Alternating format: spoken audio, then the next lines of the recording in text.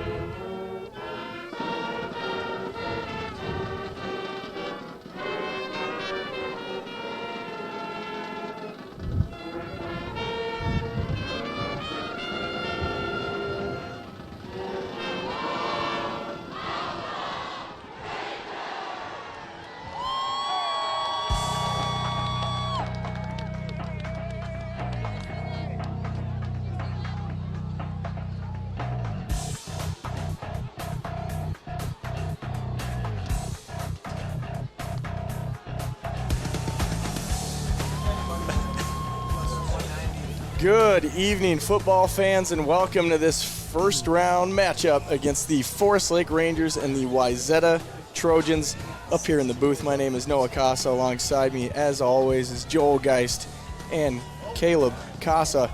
We will be here to take you the stretch till the end of this one, and we get to the second round. Caleb, start us off with some keys to the game.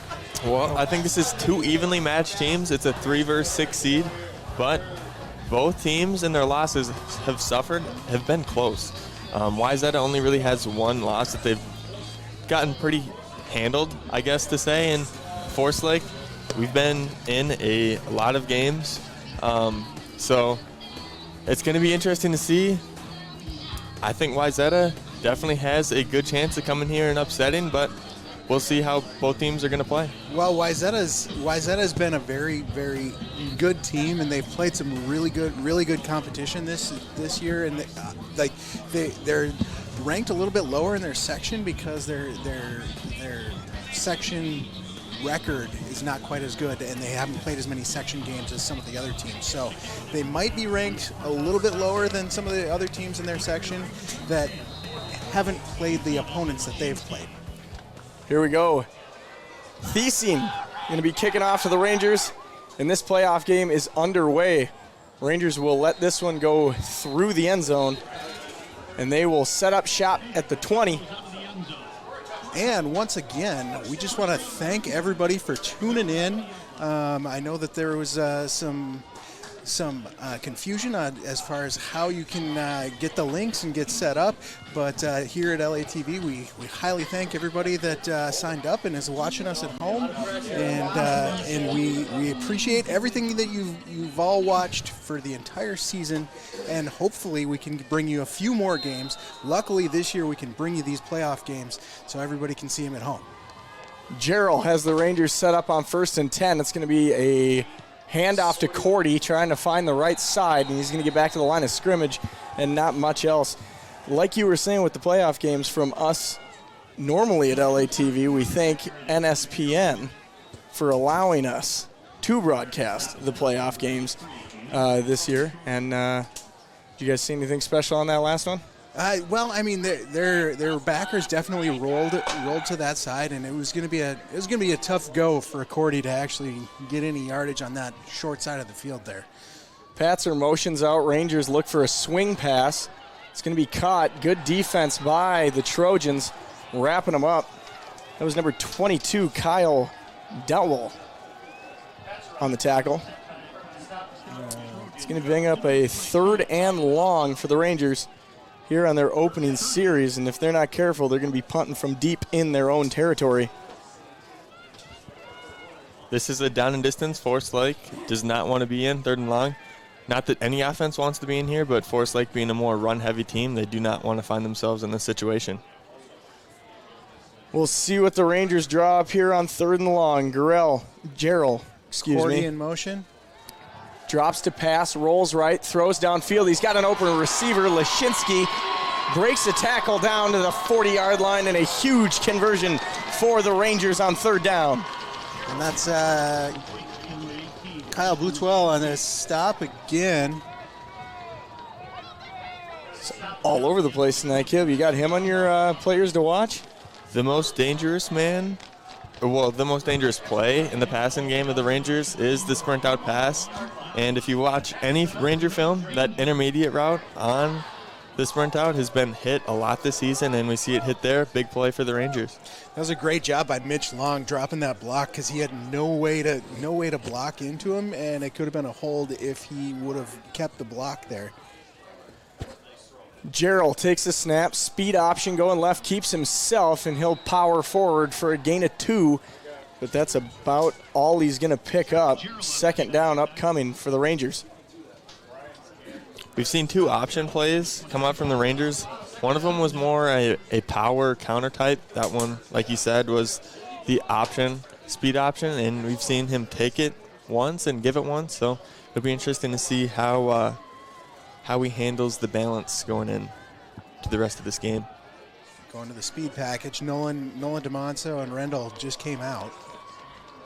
Garrell, busted play by the Rangers. He's going to be taken down. Loss, maybe a gain of half a yard. It was supposed to be a handoff to the fullback there, but Rangers just not.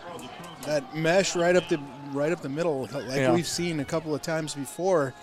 It's just not that fluent when it's the quick hitting mesh play handoff. He went the opposite way. It was definitely on the fullback, because Cole and the running back way behind went the same way, so miscommunication. 3rd and 7.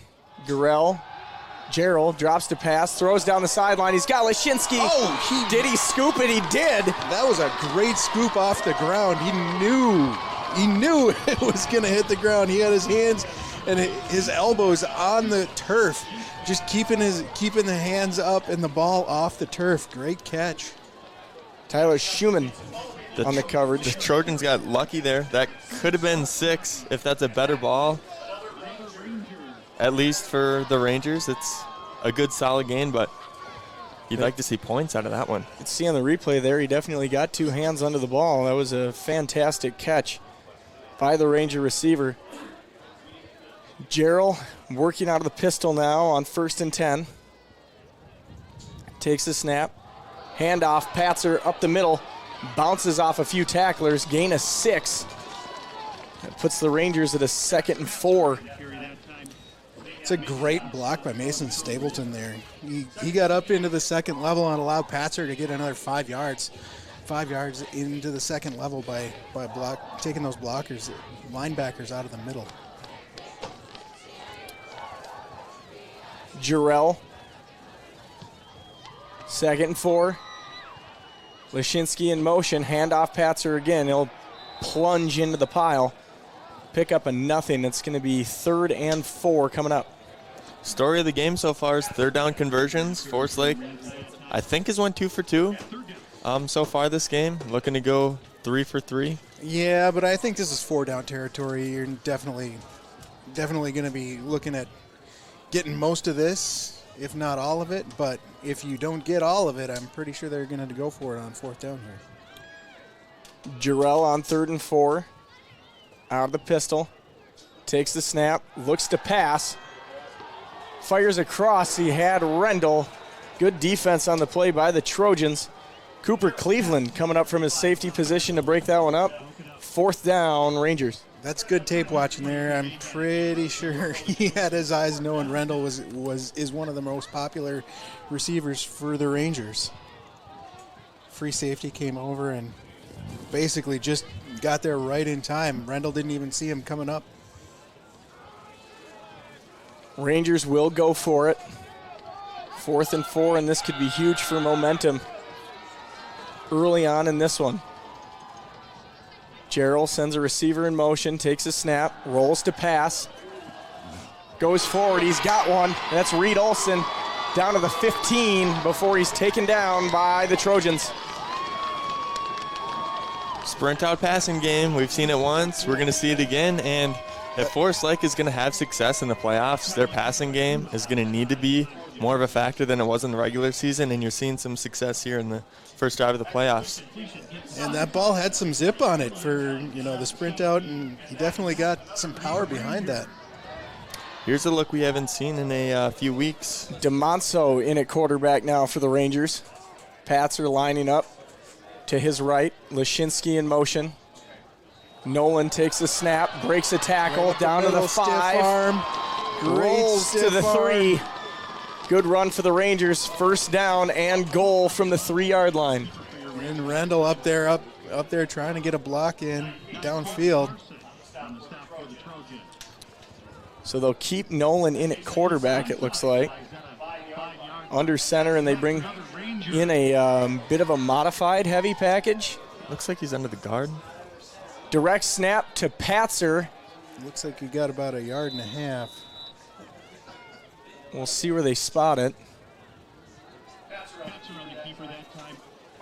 It was interesting. Did Nolan line up underneath the guard there? I think he was in a position that offenses call a sniffer, although it looked like he was under center, kind of from our vantage point, but I think if we're on the field, it was a little bit more clear where he lined up.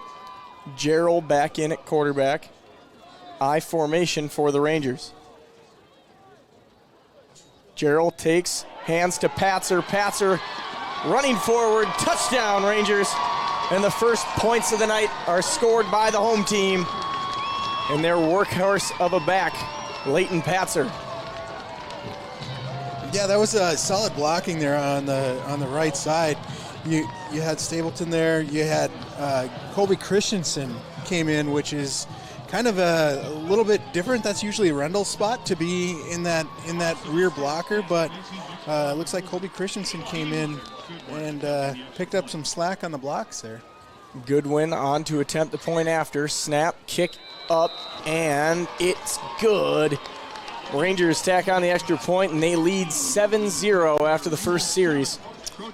Well, Coach Biscow and the Rangers couldn't script a better first drive than what they had there. Now it's going to be up to Wayzata to answer back on their first offensive possession. We'll see if they can do so. And that was a very balanced look by the Rangers. More balanced than we've seen normally, through the entire season. They had a good mix of run and pass there, and most of the big yardage coming off of the passing game. Well, we saw that last week. We got back to the passing game a lot more on offense, so it definitely makes sense that they'd be passing more as it worked last week. So we'll see how the Trojans can to go on respond. To that. A couple of the passes were missed opportunities, whether it was a bad throw by the quarterback or just he had one pass where he took the hitch and it was fine, but there was a deep flag running pretty much wide open down the field that he could have took. So we'll see if they can capitalize on that going forward.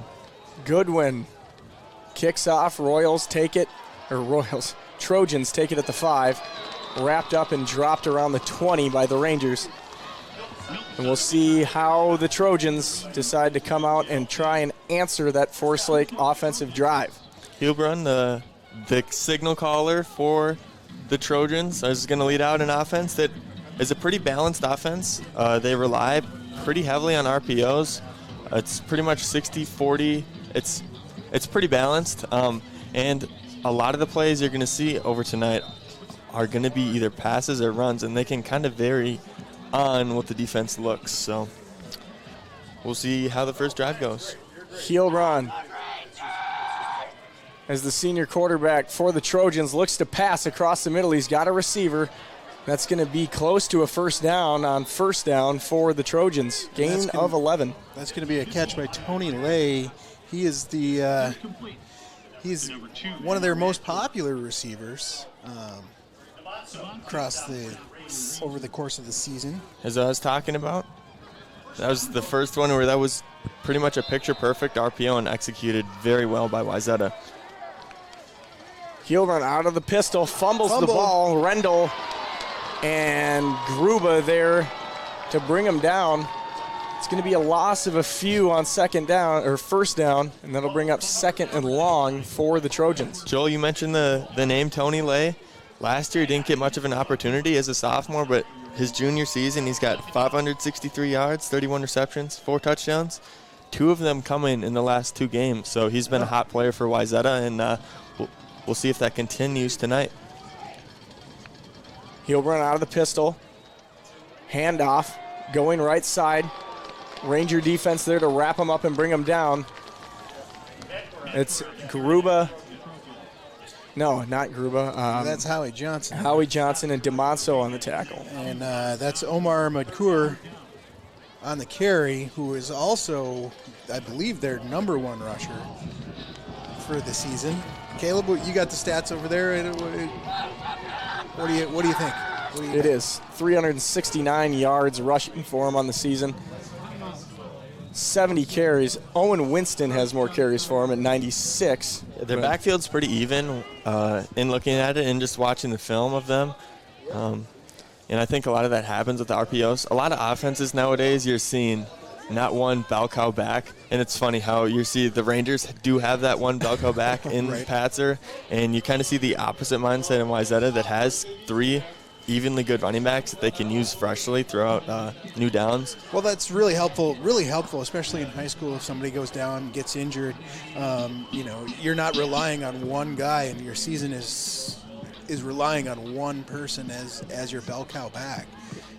Now, that's not saying that Forest Lake's offense can't step up if say Patzer were to be abducted. Patzer hasn't got injured in 2 years. So That's true. But Sam Cordy has done very well. He did pretty well at tailback last week when he was playing an actual tailback position. So they like lay on these corner routes. We saw it a lot last week in the film I watched. That was their first pass they connected on. We'll see what they do here. He'll run out of the shotgun. 3rd and 10. Trips to the left. Gonna sprint Rendell out. on a huge blitz. Deep ball caught. Trojans touchdown. What an answer. He beat Reed Statement. Olson deep. Ashton Hagberg on the catch. That was just a great route. He just ran right by him. If you're even, he's leaving. What a And ball. they were even at the 50, and he was leaving. By heel run. That they have 2 number 18s. I'm pretty sure that was Tyler Milks. One of their top 3 receivers. They have kind of a 3-headed monster as a receiving core. Good job by this holder to get that one down and make this a tie ball game. But Yeah, that was a 2 huge 18s, you rush. see that a lot in Yeah. high school and college. Sometimes they have double numbers. One plays defense, one plays offense. A lot of that comes down to roster numbers. If you have a lot, it probably means the Trojan program is thriving, to say the Right. least, which is good. When you have 100 numbers and they're not enough, that's something a good you sign, always- good yeah. sign of a program that is not hurting for players. Yes. All right, Rangers ready to receive this kick. It'll be Leshinsky and Cordy going back. Going back to what you guys were saying real quick with the bell cow backs. The numbers almost even for Wayzata. Rangers, Leighton Patzer with 194 carries for 1,196 yards. The next player even closest to him is Sam Cordy with 37 carries for 330 yards on the season. Right, but that is definitely a stout 8.9 yards per carry for Sam Cordy. Also, I believe Leighton Patzer's 1196 is good for 10th or 11th in the state. I believe so. Did we get that on camera? Man, The pylon hit. he hit the back corner pylon. Wow. Target. Unbelievable. Absolute sniper off the tee. Rangers bring the offense back out, and we'll see how Jarrell. That will be your dose of completely useless information. The Wayzata coach picked up the ball but didn't put the pylon up. Jarrell and the Ranger offense back out on the field for 1st and 10 here, and we'll see what they decide to do to answer the Trojans. Rangers make a shift. And Wayzata shifts along with him. Not fooled. Jarrell takes a snap, handoff Patzer coming right side. Wrapped up and brought down, maybe got one, if anything, on the play. Interesting Looks to like see he'll lose one. how Wayzata played that. A lot of the times the offense shifts to catch, the defensive line's strong side and weak side, and sometimes when that happens that they don't flip. But as Joel said, they did adjust properly and strung it out very well. Yeah, that's just a good bit of coaching there. Sometimes defenses just kind of look at each other and say who's supposed to move, but they did a good job, good coaching, and get them ready for those multiple shifts. Jarrell takes the snap, handoff to Monso going right side, and he's wrapped up and brought down by a host of Trojan tacklers. Loss of another couple.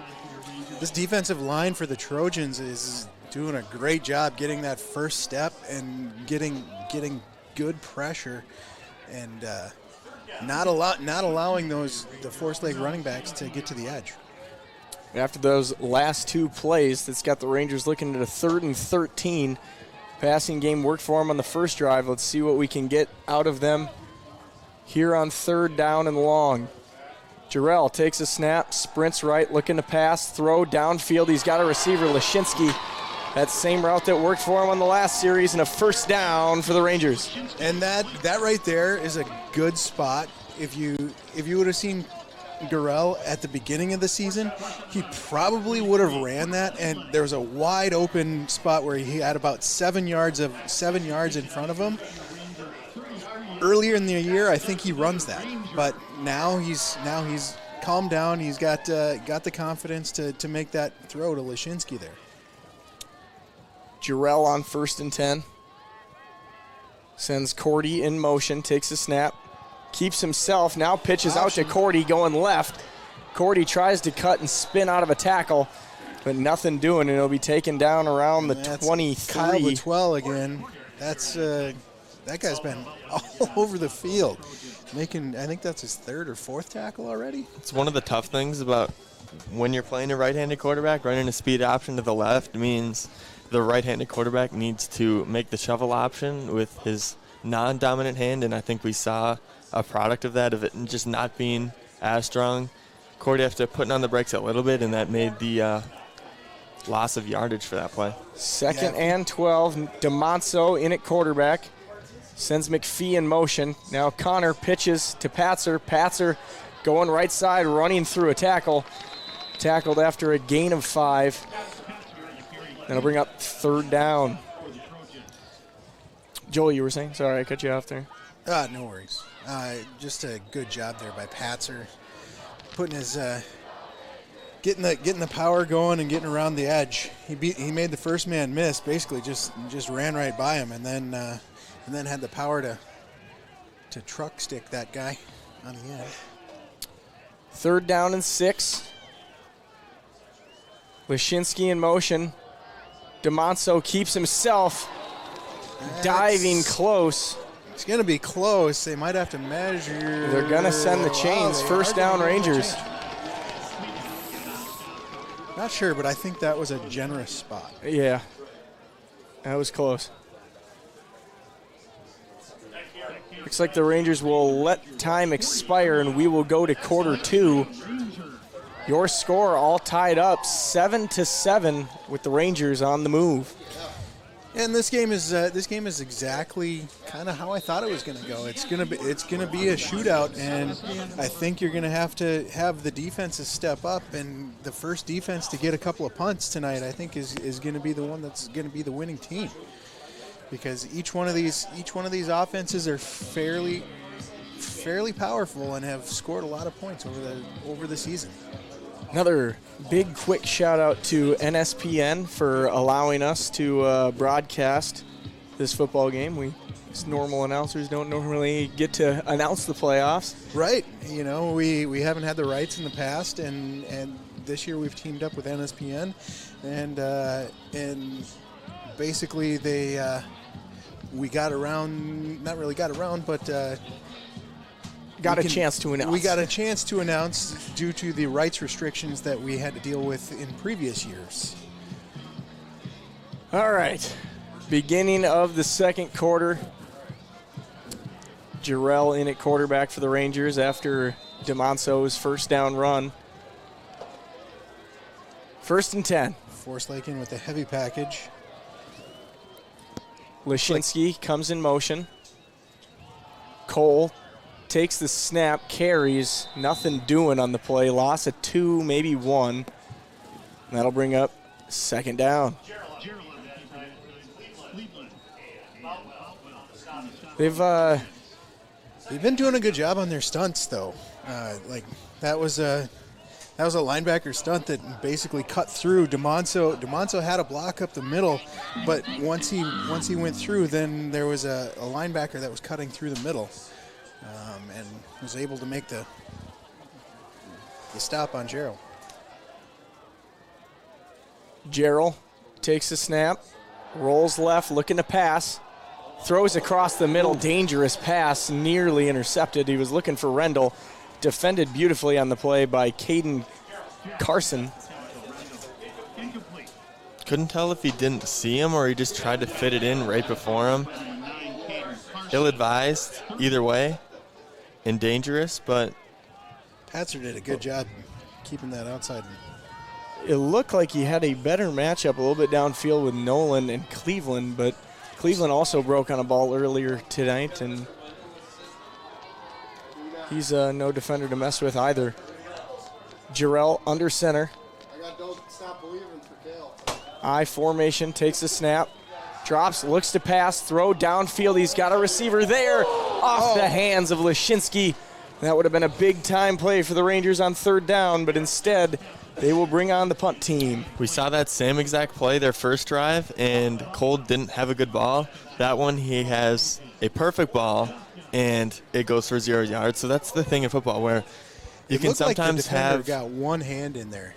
No, that was straight drop. hand. Straight drop. Straight drop. They were going after Kyle Boutwell. A beautiful throw by Cole right there. Goodwin on to punt it away for the Rangers. And it'll be Tony Lay, their big playmaking receiver. They fake it. Howie Johnson. Oh my gosh, Howie Johnson running with the ball. 1st down, Rangers. Man. Howie Johnson has been just absolutely destroying teams on defense, and this time he gets called, his number called to come in and save the offense. Good job, Howie. Quick, direct snap to Howie Johnson. All right, just a question. How'd you like to be this guy right here coming up? Oh, he made the tackle. That's all that counts. He did a good job. That's Tony Lay. Good job. But, hey, you get to tackle Howie Johnson, who's like 6'3" and 240 coming at you. No thanks. Jarrell takes a snap, fumble. drops it, falls on it. It'll stay Ranger ball. The cold may be playing a factor with the feel on the football out there. Caleb, do you remember that from your days playing quarterback? Oh, yeah. That was a good decision just to fall on it. It looked like he tried to pick it up in a weird position. Like, just fall on it. Like, this play is over with. Move on. Because that could have been real bad if he just tried to pick it up and do something. Jarrell out of the eye. 2nd down and 14. Takes the snap, handoff, Patzer, spinning his way forward for a gain of 1 or 2. That'll bring up another 3rd and long. This Trojans defense has been stout on 1st and 2nd down, struggling thus far on 3rd. We'll see what the Rangers offense can do to them here. The adjustment Wayzata needs to make is their flat droppers, usually the backers, just need to drop back into that intermediate route. We've seen that out route happen so many times, and that's really where we've seen Forest Lake's offense thrive. So if their flat droppers can just drop back to the sticks, it's going to really help them. 3rd and long for the Rangers. Jarrell rolls to throw, downfield, Lashinsky open, and he dropped it again. Would have been a touchdown for Forest Lake. That's 2 for Gerald on the night. Both would have been huge plays. And Goodwin will be in to punt again. And this one I'm guessing will not be a fake. I don't know. I wouldn't. I think I'd be just going for it here. The down and distance, if you kick it into the end zone, it's going to come up to the 25. You're only going to gain 15 yards. It is what it is. 2 perfect balls from the Forest Lake quarterback. Goodwin puts this one up. It's going to drop at the 10. Take a Ranger bounce. Okay. Roll down to the 4. That Penalty is a flag. solid punt. We'll see if that's on Forest Lake. Otherwise, it may be a re-kick. That would be unfortunate for Forest Lake. That would be very unfortunate, but a huge break for the Trojans. We'll get the call. Illegal block without a pitch. 45 on the receiving team. That penalty will be enforced half the distance to the goal. So not a break for the Trojans. That'll back them up even more. Yeah, they're going to be Not about much, the but 3.5 yard line. I think they were marking it at the 7 before. So the Trojans are going to have to go the length of the field, basically, to put any sort of points on the board with 8:54 left in the half. And So it's going to be at the 1.5 yard line. we'll see what this stout Ranger defensive line can do for putting pressure on this Wayzata offense. Heilbrunn stands in his own end zone. Takes the snap, handoff, breaking a couple of tackles, and will be taken down after a pickup of about 5 on the play, and that gets him out of the danger zone. Rangers playing man coverage, really trying to play for that safety. Good job by Wayzata getting it out of their danger zone. Grayson Johnson made a good tackle there on the end. Safety saving a tackle. If he doesn't save it, there is nobody behind him. Heilbrunn gives again. A handoff was Owen Winston, I believe, on the carry. First down, Wayzata.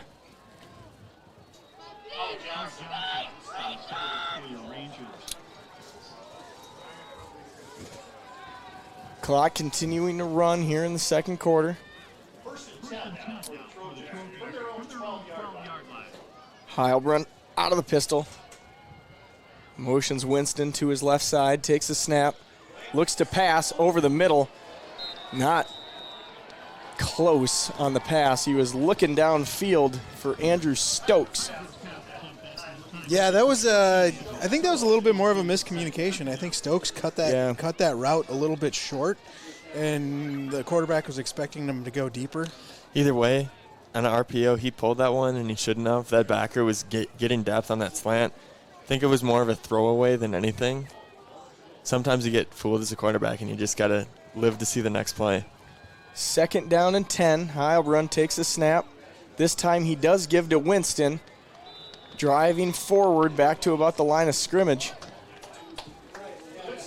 Third down and 9 to go for the Trojans. Look for Lay, look for Milks. 81 on the play. Number 81 and Bodie end. Gorger coming off. And, 6'5", 215. He's a big boy. Yeah, tight end. He is definitely a load. Third and long for the Trojans.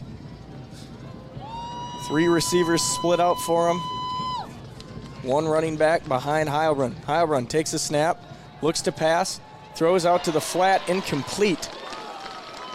And we'll see what the Wayzata coaching staff decides to do. I see the punt team on the sideline getting ready to come in. Good coverage by the Rangers. Brayson Johnson and Jackson Christensen over there ready to scoop him up, even if he did catch the ball. Could be wrong, but that looked pretty familiar, and I think that was the exact play call that Wayzata scored on earlier on their first drive. Heilbrunn just, I don't know why he came off the deep shot. It was a one-on-one. He could have had it, but decided to dump it down. Rangers force a punt. Good news for Trojans fans is Bodie came back into the game here for the punt. Wayzata gets this one away. Short punt. Takes a punt, Ranger bad bounce. Oh, he got blocked into the ball. Walters nearly blocked into it. Rangers will set up shop at the 33 for this drive.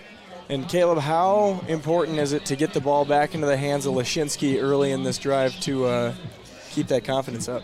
I mean, he made two good catches earlier, and then he just had 2 drops here. I really think that you need to go back at him. What do you think, Caleb?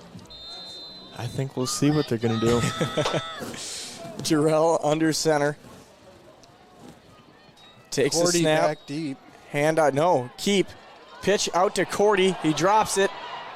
Trojans trying to get on it, and I believe it went out of bounds. It went out of bounds, and that was a good job by Cordy there. He basically slapped it out. He knew he couldn't get control of it. He slapped it out with his right hand just as he was falling. So good job just to get it out of bounds. The rule that came up a couple weeks ago that I disagree with. Slapping the ball out of bounds. Just don't think the offense should be rewarded for that, but whatever. Rangers having a tough time getting their hands on the ball. Jarrell sends a tight end in motion. Under center now. Takes a snap. Handoff Patzer. Going right. Cuts back into the teeth of the defense. And he maybe got back to the line of scrimmage. It's been weird. Forest Lake, a very good running game. Wayzata has snuffed that out, and Forest Lake has had to pass, and they've been successful so far. They've even had the potential for more success, but it just a few misplays here and there have led them to where they are now. But well, the biggest factor is the Trojans' defensive line is doing a great job getting off of blocks and bottling those running backs up on the first hit. Jarrell on 3rd and 6. Rolls left to throw. Back to Reed Olson. He's got the catch. First down, Rangers, as he drags a tackler for an extra yard. Gerald's down. Gerald's down, got hit hard. He took a shot when trying to get rid of that one. Talk Look about at the the throw. replay. He throws this with so much anticipation. Oh, took one low to the knee. Oh, we hope he's okay. I didn't see it, but that ball was... He's thrown 2 perfect balls, and that one might have been the best one of the night from him, so it's tough to see him go down because he's been... So far for that one miss throw that we saw that first drive, he's been lights out. Yeah, that replay did not look good with where he was hit. There you go, Caleb. You'll be able to see it again. It was on his left leg when he was coming down. He started to plant and then just got hit. Well, he had the sprained ankle on the right side earlier in the season, and now we're dealing with the left side. So Nolan DeMonso is warming up. He was a great running quarterback while Gerald was out with his sprained ankle. You said running quarterback, and there's a reason you said that. We haven't seen a really strong passing game from Nolan, which is going to be interesting because, like we just talked about, the running game has been slim to none, and Wayzata's forced to pass this ball. So this injury is a big factor in this game. Absolutely. And I think Nolan's arm is going to be tested out one way or another going throughout the rest of the course of this contest. Jarrell putting almost no weight on that knee on his way back to the training table. That does not look good. Yeah, we hope he's okay. So we'll see what DeMonso can do. Ball on the 15. DeMonso keeps himself up the middle, stiff-arming a man. Touchdown, Rangers! So Garrell goes out. DeMonso says, if you need me, I can go. Fills the shoes. Absolutely. Touchdown on his first play back out. That was just great field vision by DeMonso there. He made a step. He made a step and then cut left where the safeties had rolled right already, and he basically gets a stiff arm in and basically in for the touchdown after he gets the stiff arm on that safety. Tyler Schumann trying to bring him down and save that touchdown, just unable to. Kick is up. Goodwin adds the extra point. Rangers take the lead 14-7 with 5 minutes and 46 seconds left here in the second quarter. I mean, if DeMonso can run like that, I don't think the Rangers have a whole lot of fears the rest of the game, but obviously, like we talked about, Cole, if he cannot return. Well, one thing with this Wayzata squad here is they seem like they're a very well-coached team. And now that just happened right before halftime, I'm sure they're checking things out and trying to figure out what they're going to do. Looking into those tendencies when DeMonso was at quarterback previously, and try and draw something up for the second half. Tough thing for the quarterback down there is that's not something that, say it's not a significant injury, it's not something you can just tape up and get back in the game. Right. Unless you got a brace laying around, there's not much you can do for a knee. And that's something that even if he could go, you wouldn't want him to. You wouldn't want, like, injured players can just get injured even more if they play on something that's not 100%. So, we hope he does. We hope he gets better, and we hope he can get taped up so it's not gonna be a problem just getting around tonight. Hopefully he can get looked at and see if it's something serious, but we hope not. We'll do some research at half and see if we can bring any extra updates. And now after this is the time when Howie Johnson and Gruba need to step up and stop that running game. As you say, that handoff for the Trojans. Rangers in a host of gold bring Winston down. Gain of 3 or 4 on the play. Be second down and 6 for the Trojans. Heilbra out of the pistol, takes the snap, handoff, Winston again, and this time he is met in the backfield. Madcore. And that's on the carry. I do see Nolan DeMonto out there. I don't know if I would be running Nolan both ways as he's the quarterback. Nonetheless, it shows you how important and how much the coaches of the Forest Lake coaching staff think of a player of Nolan DeMonto's status. I mean, he's a great athlete. He normally plays both ways. He plays tight end / blocker / running back. And then he's a solid linebacker and basically the quarterback on the field for the defense. Wayzata goes to pass. They were looking for Lay. Defended by Phil. Broken up. 4th and 5. Looked like Brayson Johnson was there too. 4th and 4 coming up. Brayson Johnson's been all over the field tonight. He's been on a couple of pass breakups. Yep, he was Rendell there. may have gotten a hand on that one before it even got to Phil. So Wayzata will bring the punt team on, and we'll see if they try and take a page out of the Forest Lake playbook and fake one. If we inspired anything on special teams. A bad spot to do a fake because you'd have really poor field position given away. Punt brought in by Bashinsky. Isn't that Mitch Long? Or Mitch Long, excuse me. Bashinsky is 15. And Lashinsky is the other one is 18. 18. Lashinsky and Lashinsky. So Rangers will set up shop at the 49-yard line with DeMonso coming out at quarterback. And the more that I'm looking down at that trainer table, the more I'm seeing Cole not coming into this game. He can't put any weight on that leg. Well, we got the heavy package in here for Forest Lake. We got DeMonso, Rendell, Jackson Christensen, and just 2 yards in a cloud of dust right there. Pats are on the handoff. Host of Trojans. making the stop. Gain of maybe 1 on the play. 2nd and 9. And it will be interesting to see how the offense adapts here, if they trust Nolan to throw the ball as much as they're letting Cole sling it today, or if they got to get a little bit more one-dimensional. 2nd and 9.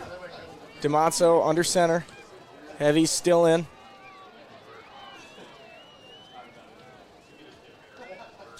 Pitch to Patzer, going right side, gets a couple of blocks down the sideline. Stays on his feet and is pushed out of bounds close to the 40, and a Ranger first down. You can see how the whole game plan changes after one injury. Rangers are starting to condense, and like we talked about, I think as I'm saying this, the more spread type package and personnel is coming in, but Cole goes down and you see a lot of different formations to get numbers for the run game, but here they're going to spread it back out a little bit. DeMonso works out of the pistol. Leshinsky in motion. DeMonso takes the snap, keeps it himself, runs forward, gain of a few. It'll be 2nd and about 8. And you really got to hand it. You really got to hand it to this Trojan defensive line. They are doing an excellent job up front. I got some big boys up there. It's definitely tough to get to that second level for our running backs and quarterbacks. Looks like Bodie Gorger is one of their DNs. He's at 6'5", 215, tight end on the offensive side. Be tough to block. Handoff. Little misdirection to Patzer and sniffed out. We've seen that play work beautifully for the Rangers throughout the year. That time, the Trojans doing a fantastic job of making that stop. 3rd down and long for the Rangers, 3rd and 8. Now, if you're the Trojans, just saying, they need to get back and cover that out or hitch route from the outside. Looking at number 18. That rollout pass has been really strong. See if Wayzata can stop the Rangers here. DeMonso out of the pistol, takes, quick pitch out to Patzer, cutting back across the grain. He's got a couple of blocks to the 30. 20, got the edge. 10, it's going to be a foot race down to the 3-yard line. First down, Rangers, and a big gain for Leighton Patzer. And that's one thing that we hadn't seen from Patzer in a while. He hasn't broken a really big one. The first couple of games, the first 4 games, he had home run rushes a whole bunch of times, and he's just been a solid 5 to 6 yard carry guy. And then he breaks out to the edge, goes across the field, and gets a good 25, 30 yards on that play. You were right on there, Joel. Averaging 6.2 yards a carry going into this game. 10 touchdowns on the season. He's having a fantastic senior year. Guessing Wayzata was the one calling timeouts, trying to conserve some clock. I would have to imagine. I believe so. If I'm Forest Lake here, I'd like to run one play, let it run down, and then you got a shot for 2 quick plays to get it into the end zone if you don't get it in on that first one. But after this play, I would definitely let the clock run down a bit. You got 2 timeouts, so you can basically let the clock run all the way down, take a timeout if you want. You got all the time in the world and 2 timeouts. I wonder what that was, because the clock's rolling, so that couldn't have been a timeout, but it sure looked like it. I don't know. DeMonso under center. Takes the snap. They try the tush push. The brotherly shove. Did he get in? Waiting for a signal. Referees conferring. Touchdown, Forest Lake Rangers. The Rugby Ranger scrum right there. Goodwin comes in to attempt the extra point to put Forest Lake up 21-7. And that right there is a spot where, Nolan DeMonso being in at quarterback actually helps that play quite a bit. Yeah, he's got some powerful legs for those short yardage plays. We've seen it all season long. You got Jackson Christensen, Mark Randall, everybody basically just pushing them in. Just a solid push by the offensive line to get a yard on a play where you know exactly what's going to happen. You just can't stop it. Wind has shifted quite a bit. We are now basically on your screen going right to left. If you look at the flags, this field goal definitely is different from what he was kicking not even 5 minutes ago. Well, nevertheless, snap, hold, kick up, and good for the Rangers. 21-7 with 44 seconds left to go in half, and if the wind keeps up, we'll see how it affects both teams, with Wayzata having success in the passing game to begin with. If the wind stays like this, that passing the ball on any point of the field going either direction is not going to be easy. It was kind of going north to south a little bit, and now it's basically straight east-west. Goodwin on to give her the boot. Wind dies down a bit for him. Line drive, long kick over the head of the returner into the end zone. So Wayzata will have 44 seconds to try and score before half.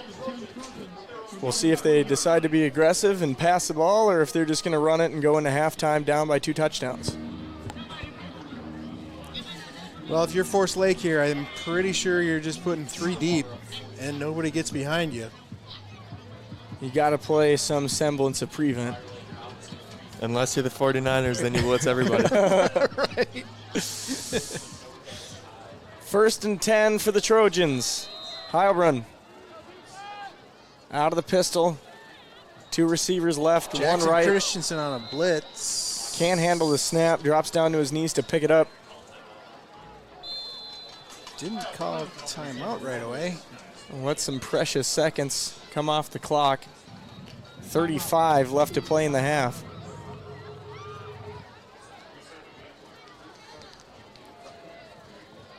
Looked like they were going for a pass.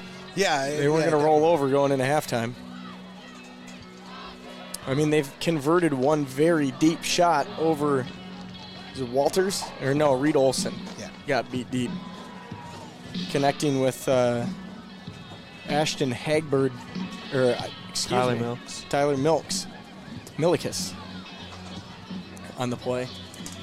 Well, one thing that I can say about tonight, I am very happy that We are inside. we are inside, because it is definitely chilly and that wind looks really formidable out there. The Royals fans, very hardcore to sit out there and just Ooh, facing the wind. Yeah, that's a little rough. wind for coming them. right at them. Which used to be the home side Yeah. advantage. Hey, it's your advantage to go and sit and watch into the wind all the time. Wind now working against the Trojans for a second. Back to crosswind. Quick pass out to the flat. Handled by the Trojan receivers. Tackled inbounds. That route was going outside. I don't know. He probably just should have went out of bounds.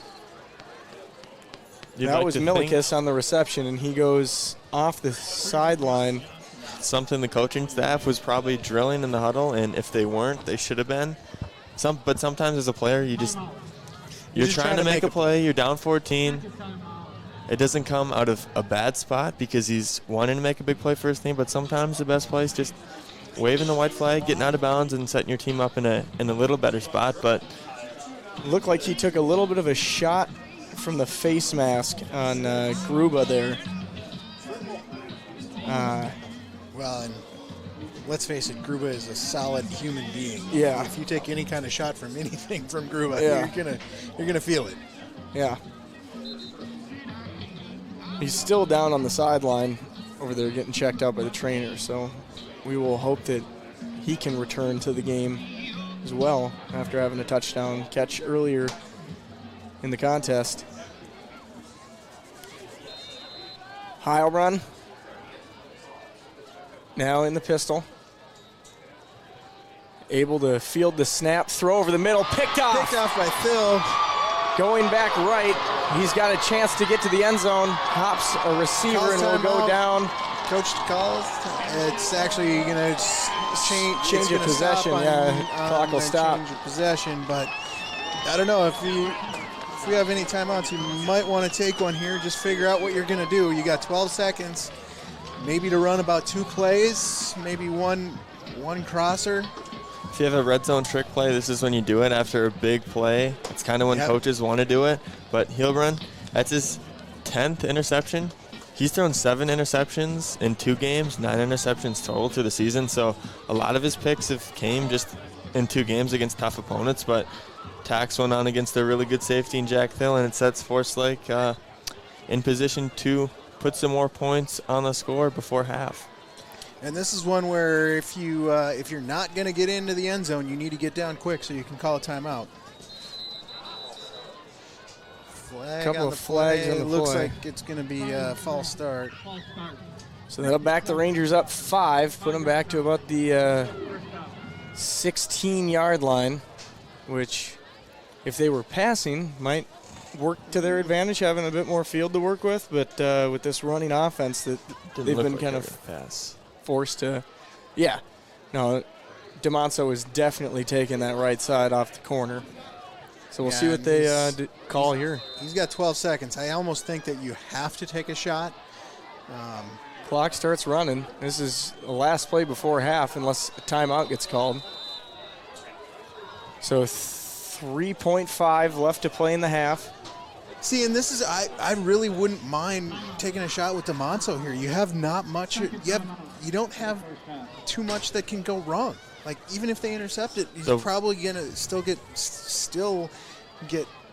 tackled, so it's not going to hurt you at all. And to force this to a 3-possession game, and sometimes if you do call a pass and you're not quarterback, DeMonzo's not a quarterback, maybe wants to get loose a little bit, scrambles, and then all the time ticks off of the half, and then you're left with just going up in 14 points, and then you didn't take advantage of the turnover that you were gifted. So I can kind of see the mindset, although conservative. If this field goal is made, you can understand, but if it's missed, you can go hindsight and be like, why didn't they pass it? But we'll see if Goodwin can kick this one through the uprights. He's been almost automatic. The wind is not quite as strong as it was. It kind of died down just a bit, which this is definitely going to factor in.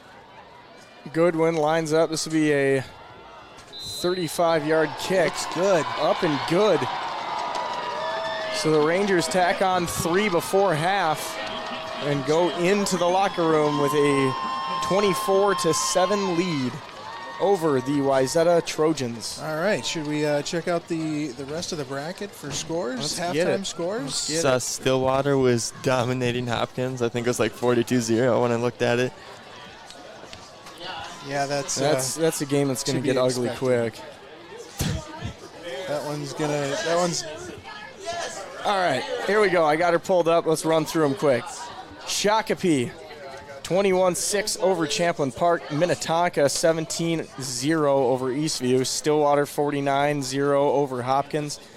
Lakeville North, 7-6 over Coon Rapids. Coon Rapids hanging in there. Wow, Coon Rapids playing them tough. Edina, 21-0 over Farmington. Mounds View, 9-3 over Prior Lake. Wow, Woodbury, that's a shocker, actually. Mounds View over Prior Lake. playing them real tough. Mounds View is definitely the lower seed there, and Prior Lake has been one of the better teams in this division. Woodbury over Buffalo, 35-0. Anoka and Eastridge all tied up at 14 apiece. Egan over White Bear, 22-13. And STMA with the long drive, 13-6 over Rochester Mayo. All of those, they Excuse me, Rochester Mayo had the travel. Yeah, they seem pretty in line with what's happening, but that Mounds View Prior Lake game sticks out to me as the shocker right now. Are you sure that it is not Stillwater over Hopkins? I'm pretty sure. But so, is there anything that has stuck out to you guys over this first half?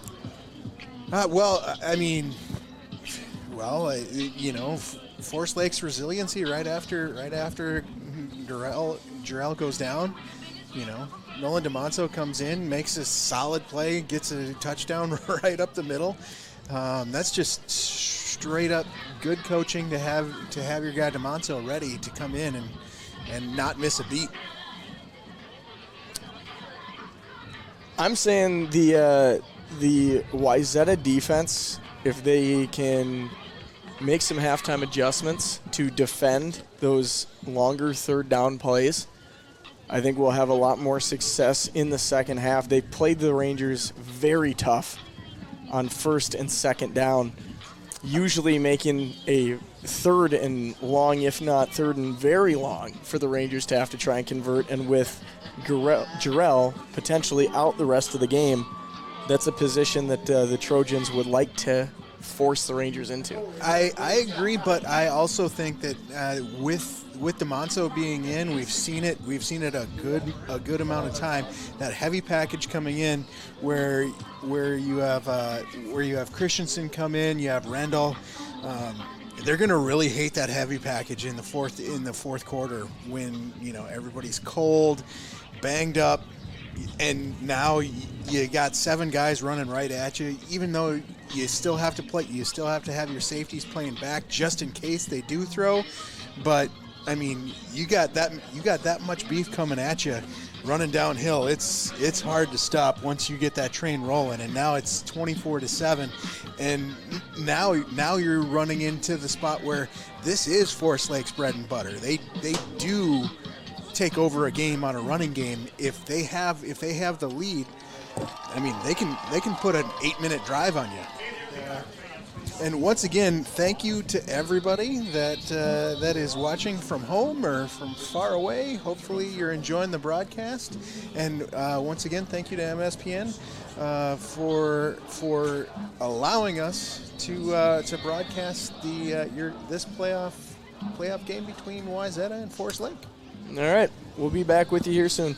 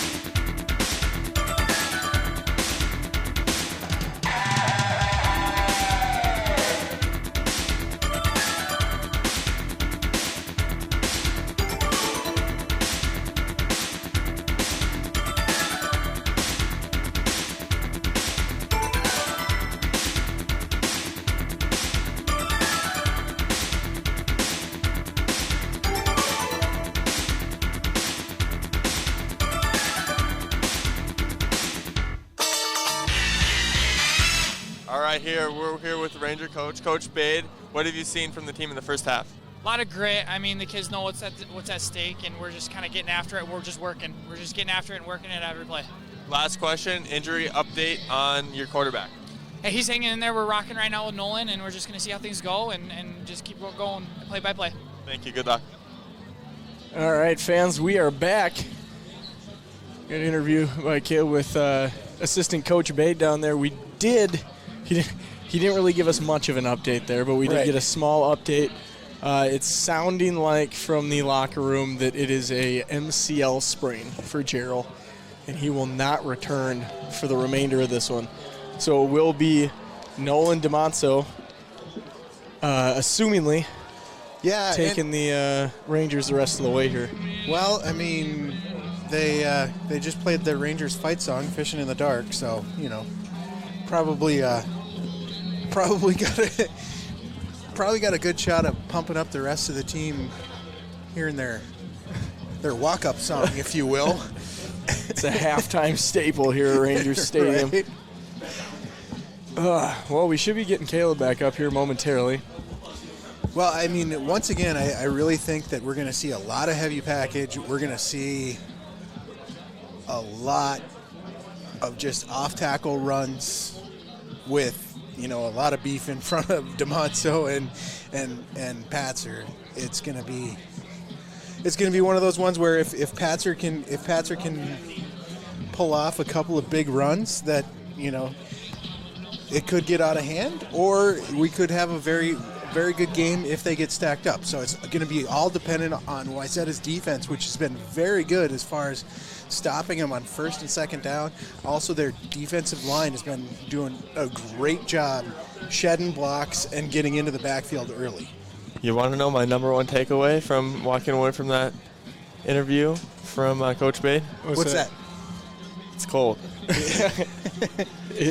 It does look a tad bit chilly. I was out there for 3 minutes, and granted, I'm not prepared, but it's cold.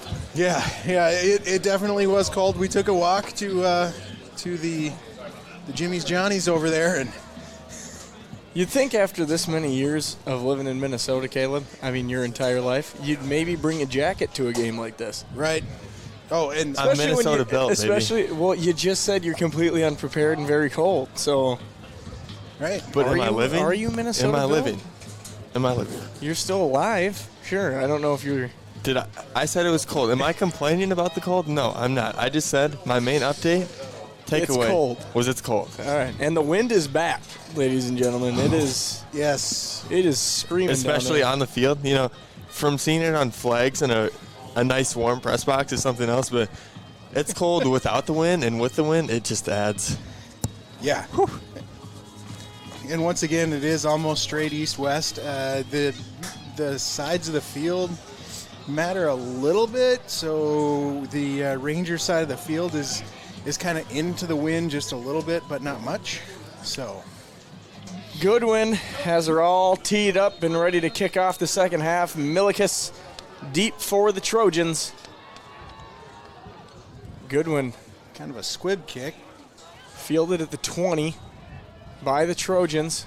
Rangers converging on him there, and he's going to get out to about the 33. That was number 14, Andrew Stokes, on the return for the Trojans, and that's where they will set up shop. Wayzata's going to have first series. Pretty decent field position. Quick shout out. B-Scout was the one that accepted the interview, but he was busy, so one of the Forest Lake assistant coaches stepped up and took the interview. So shout out to Forest Lake for being flexible. 1st and 10.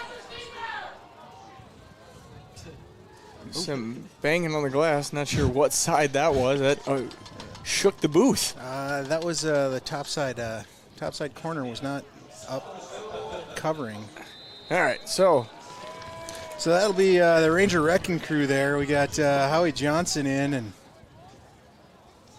Howie Johnson, Christensen, and Rendell. 2nd down and 7. When we say there's banging in the booth, there's Wayzata coaching staff to our left and Forest Lake coaching staff to our right. So confined in their own little box. Yeah, that was a breakdown where they didn't have the top receiver covered up there. Heilbronn out of the shotgun, takes a snap, handoff. I believe that's Winston on the carry. He had a good head of steam going there. That 6-yard pickup, 3rd and 1. That is no small feat to get 6 yards in the middle of this Forest Lake vaunted defense. You had Mark Rendell, Howie Johnson, basically right into the teeth of the defense. That's a great run there on 2nd down.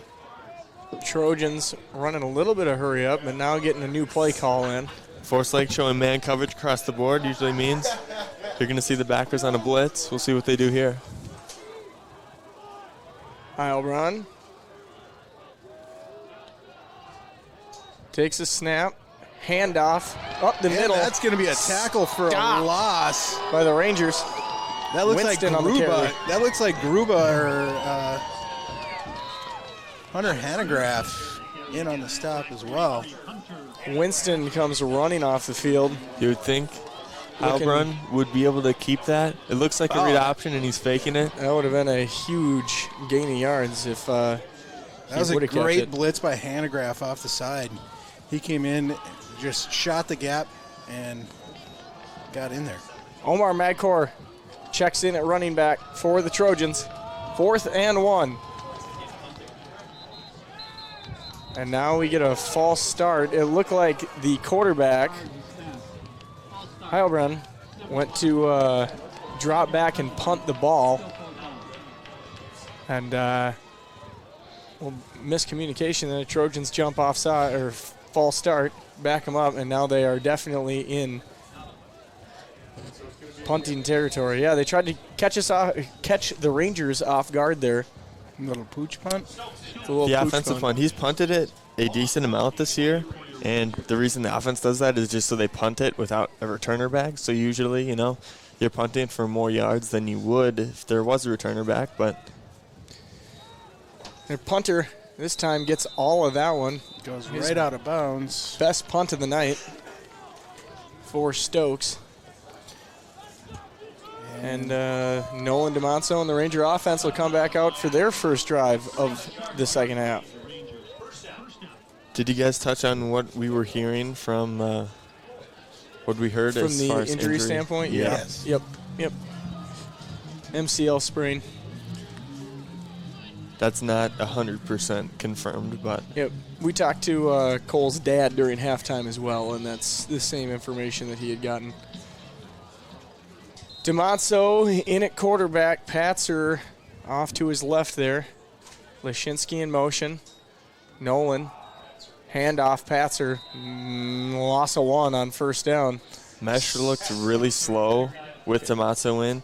Not getting reps. I'm sure he didn't get a lot of practice reps in this week as the emergency quarterback, but kind of seeing how it affects offense right now. All right, looks like we got Connor McPhee popping in, and He had a touchdown last week, Yeah. his first of the year, so we'll see if the Rangers go back to him here. DeMonso out of the pistol. Takes a snap, rolls right to throw. Looking Connor's for a receiver. Throws in the vicinity of McPhee. Is taken down. I think if DeMonso throws it earlier, he could have thrown. Could have thrown Connor open. He had him on the side. He had him on the side right away, and then he was covered. And then Connor came back to the ball. Nolan tried to zip it in. I think he was just trying to get rid of it at that point. Yeah. Yeah, and that's right there. You kind of see a little bit more of the breakdown with the Ranger passing attack, not having Gerald in there. I think Gerald maybe would have been a bit more confident in making that throw to start, but One thing I have been seeing is they have definitely not been letting Rendell get easy releases. Rendell's been one of their number 1 receivers, and he's been kind of getting open just because he shows block a lot, and then he releases. But they are definitely keeping a spy on Rendell, knowing that he is one of their top guys. Looks like they were going to fake the motion the motion halfback screen that we've seen run a couple times, and they're going to try to throw a halfback screen to Mark Rendell. We'll see if they go back to that at any point today. When the play is whistled dead like that, it makes it hard to go back once the defense sees it, but we'll see. 3rd down and 17 for the Rangers. Patzer now goes in motion, and they go right back to it, and Rendell is stacked up immediately. You're going to call it incomplete pass. So, Caleb, like you were saying, it makes it tough to go right back to that play you were trying to set up. Rangers did, and it does not work out for them as the punt team comes on. It's actually a good thing that Rendell just dropped that. Yeah. Dropped that. Like, there's a good chance that if he catches it, he's just going to get fumbled because he's getting hacked by like 5 guys there. So Goodwin now on the punt. Wind is shifted. He's going to be slightly into the wind. Clean punt. This one very high. Hangs up and takes gets a Ranger good bounce, bounce, but not a super long punt for Forest Lake. Punting into that wind. Yeah, he needed to try and line drive that thing if he could. Instead, he kicked it straight up, and the wind definitely knocked it down. Did you see how one fake punt can affect a special teams? Wayzata dropped like 8 people back, just guarding the fake as much as possible.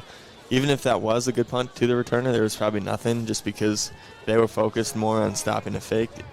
Allowed the Forest Lake Gunners to get down the field. Here we go.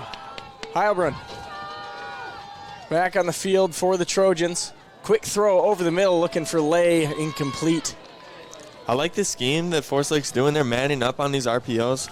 RPOs are typically meant for zone coverage where the quarterback's meshing and reading a zone defender, but with it being man, sometimes he's just pulling blindly and trying to throw it with man coverage. As long as it's sticky, it's going to be really hard to complete a pass, especially an RPO against man coverage.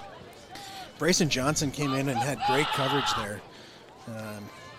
He is somebody that's come in and recently at safety and been a big factor tonight. Here we go, 2nd and 10 for the Trojans.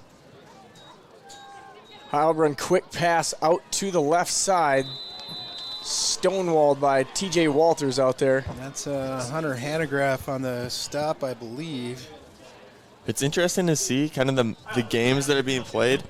Forest Lake has brought their main safety, Jack Thill, up and is playing man coverage on Lay, their most dangerous receiver. He's playing outside leverage in man coverage, which you don't see a lot. You see a lot of inside leverage, but with that safety being in the middle, he knows that, so that's why he's playing outside, kind of bracketing him, forcing him to coverage. That was Milikis on that last reception. 3rd and 6. Handoff.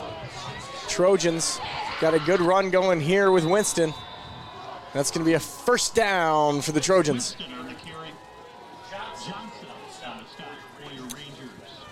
Johnson making the stop for Forest Lake. Chains move. This is what you want to see as you're a Wayzata fan. This drive, you need to come away with some sort of points. Even 3 is important the way the score is, 7-24. Wayzata trying to get on a roll here. Winston shifts to the left. Heilbrunn. They go back to him and taken down by the Ranger defense. Good hard gain of 3 on the play. They're going to need a bit more than that if they want to get back into this one with 6:55 and counting. And I actually thought we were going to see a little bit more of a passing game from Wayzata. They are a fairly balanced squad and can go to the pass if they need to. Handoff, Winston going left. He's got some blocks. Another hard-fought run that's going to bring up 3rd and definitely manageable. In saying that, I'm not really surprised because what we talked about of Wayzata having a heavy RPO type offense, that's either going to lean pass or lean run depending on how the defense is playing it. And Forest Lake is really doing a good job of stopping these short RPOs, either forcing an incompletion short or just forcing the quarterback to give the ball. 4 down territory for the Trojans, 3rd down and 4. Heilbrunn takes the snap, keeps himself. Oh, Ranger wow. Hunter defense coming up Hanegraaff big. coming in off of that edge once again with a big sack. 4th down. Trojans got to go for it. You wonder if Heilbrunn was thinking about, oh, I needed to pull that last one and kind of pre-decided that he was going to pull that. Wow, It's a great play. that's a great play by Hanegraaff, not biting on that mesh option there. Good play by Hunter there. 4th down and 9. That really puts him behind the sticks for this 4th down play. And Ball on the ground. ball on the ground, his knee Heilbrunn went down. So that's going to be a turnover on downs right there. He got on it, but the knee being down, they're going to mark him down, and the Ranger offense will take over on the 32. And good to see Cole. He's on crutches. It looks like he's wrapped up there, and it doesn't look like he's in a ton of pain. So that is a promising sight for the Forest Lake Rangers. DeMonso leads the offense back out. Sets up in the pistol, sends Lashinsky in motion, takes it himself, left side. He'll fall forward, gain a 2. Bring up 2nd down. DeMonso, the keeper McFarland on the stop for the Trojans. 2nd down. Just about 5 minutes left to play here in the 3rd, and this is what we were talking about at halftime. If the Rangers can sustain a long drive here and take some clock off, it's going to make it increasingly difficult for the Trojans to get back in this one. I'm kind of surprised that we haven't seen Gruba in on the heavy package here, since we are going to be probably fairly run heavy. Rendell and Gruba on one side would be a huge help for DeMonso to run behind. DeMonso hands to Patzer, breaking tackles. Patzer 5 yards in a cloud of dust. It's going to bring up 3rd down. Run game so far working here in the second half for the Rangers.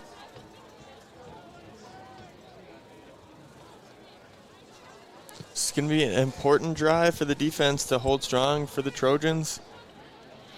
You really don't want to see this thing go. This is an important 3rd down here. You could really take off a ton of clock if you make a 1st down, get a sustained drive going here. Nolan sends Lashinsky in motion. Takes the snap, handoff, Patzer, bounces it out right. He's going to be stacked up at the line of scrimmage and brought down by a host of Trojans. Good job by the Wayzata defense. Number 59, Dylan Schultz. Dylan Schultz, 6'2", 280. Wow.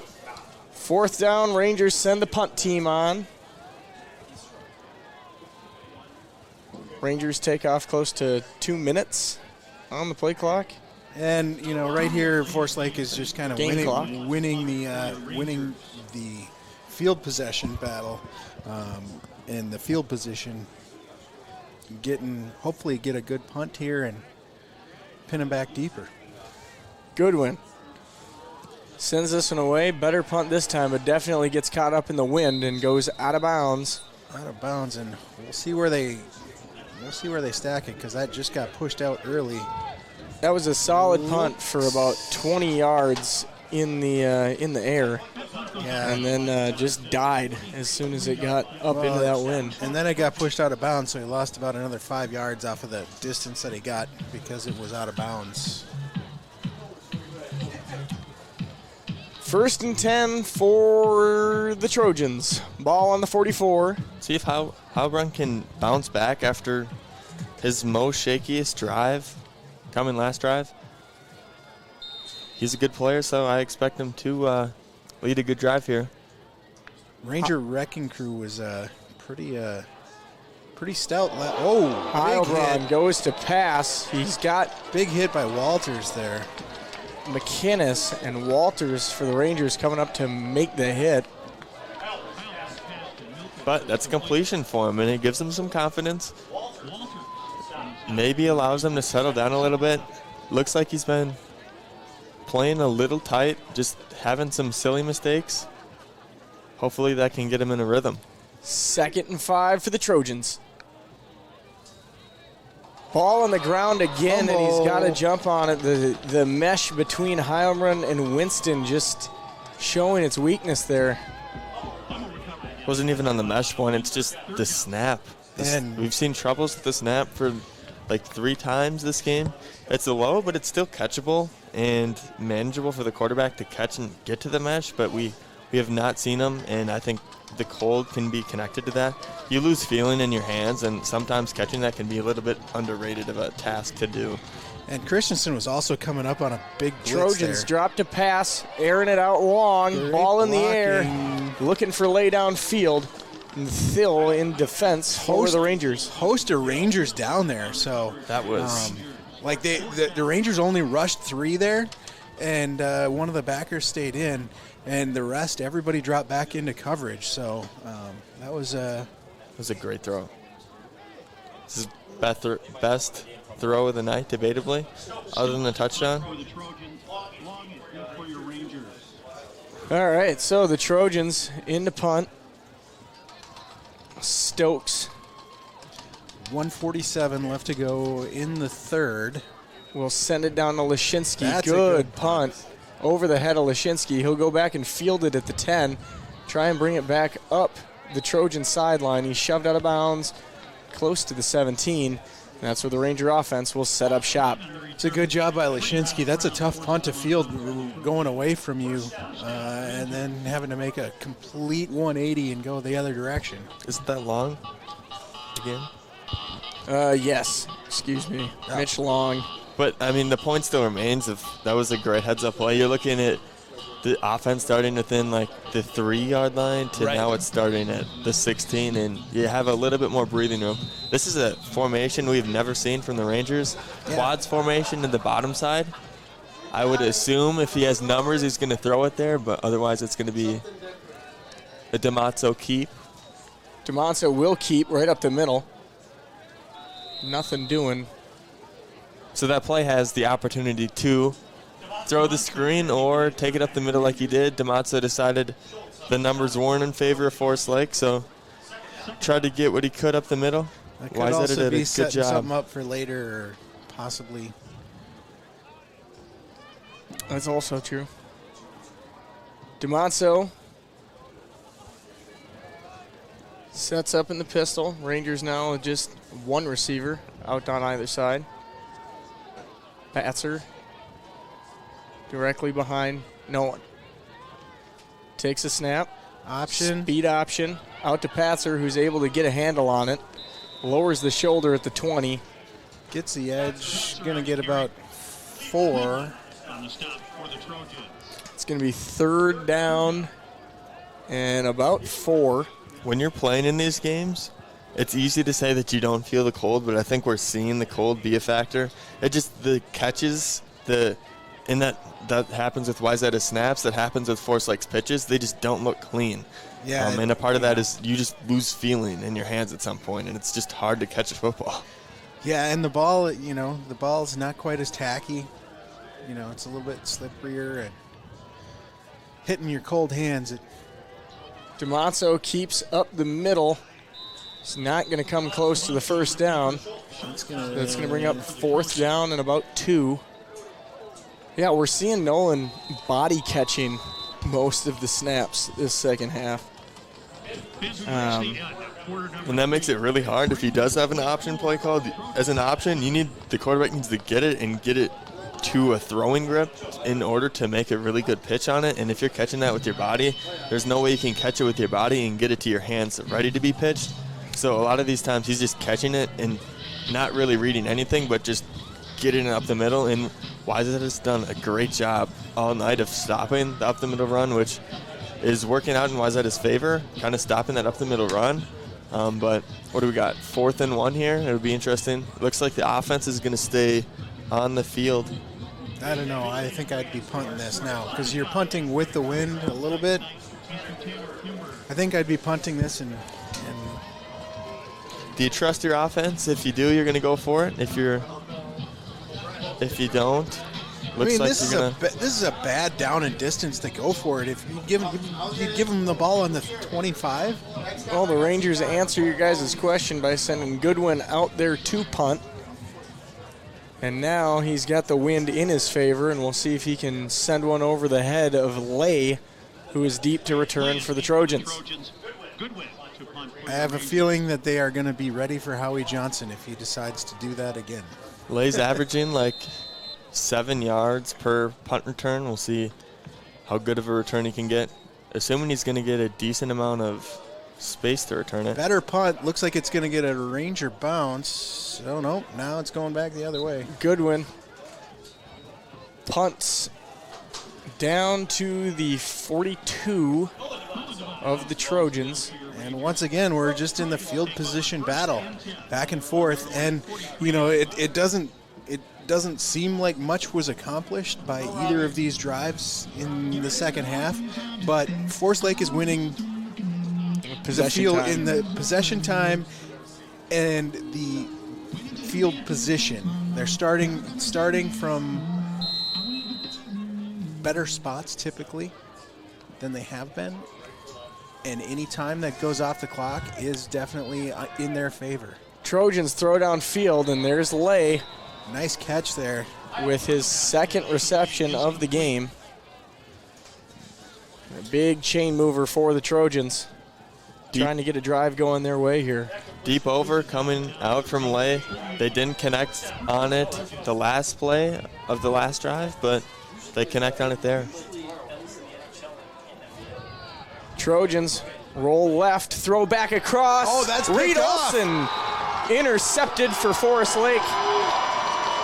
Wow. And a Good great position. defensive play by the Rangers. Good positioning by Reed Olson just to cut that off, jump in front, and take it away from the receiver. That's mentioning that he got beat on a streak earlier in the game. So as a DB, if you get beat on a streak deep, the number one thing is I'm not going to get beat deep again this game. And then the receiver cuts it off, and the awareness to jump up and undercut that was huge from Reed. And we've seen that. If you've watched any Ranger film this season, Reed making plays at DB, and he makes a big one there. Yeah, he was looking for Tyler Milikus, who had beat Reed earlier in the game for that big touchdown catch in the first quarter. But Heavy package in for Forest Lake. Christensen in. Christensen, Rendell going to the right. DeMonso under center, takes the snap, quick pitch, out to Patzer, trying to find somewhere to run the ball. They went short side of the field, and it did not work for him.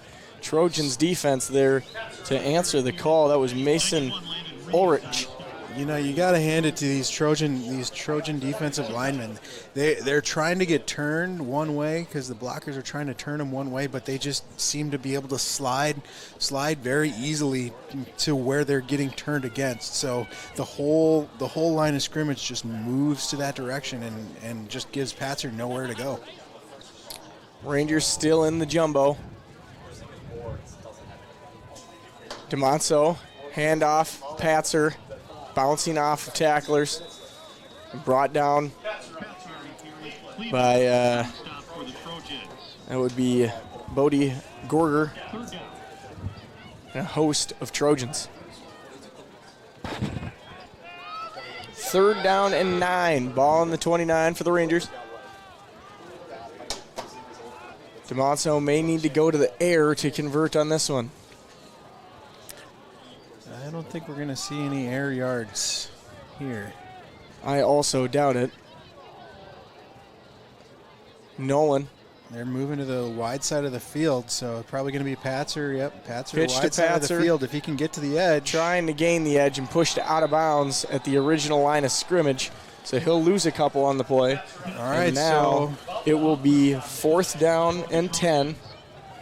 We'll be punting the ball back to the Trojans with Lay deep to receive it again. Time is on the Rangers side for sure, especially when Wayzata's offense has not shown any real capability to score other than one big play happening. This is where you want to be if you're the Rangers, and not where you want to be if you're a Trojan. Yeah, as the time ticks down, you're getting forced to make decisions that are getting worse and worse as they go, and that looks like a muffed punt there. DeMonso was down there to jump on it. We'll see what the signal is. Rangers think they have it.